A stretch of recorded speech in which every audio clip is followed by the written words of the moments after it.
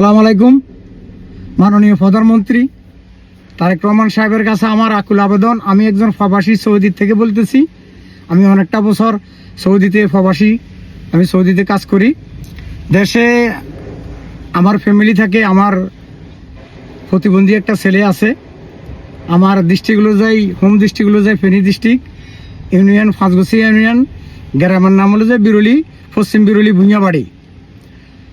এখন কথা হলো যে আমি প্রবাসে আসার পরে আমার বাড়ির একজন লোক, তার শালা নাকি এই বিএমপি নামদারি নেতা।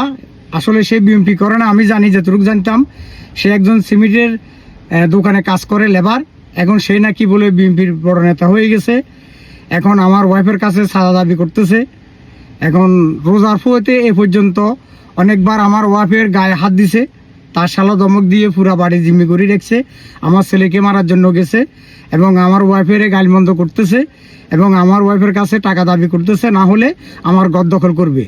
আমি মাননীয় প্রধানমন্ত্রী তারেক জিয়া সাহেবের কাছে আমার আকুল আবেদন এবং ফেনীর সম্মানিত গাজী মানিক সাহেব, উনি খুব ভালো মানুষ, ওনার কাছে আমার আবেদন আমি যেন সুস্থ বিচারটা পাই।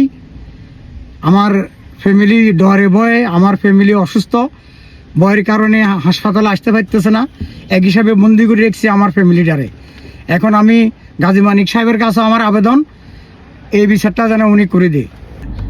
আমি আমার ঠিকানাটা বলতেছি, আমার বাড়ি ফেনী ডিস্ট্রিক্ট। প্রশাসনের প্রতি আমি আকুল আবেদন জানাচ্ছি।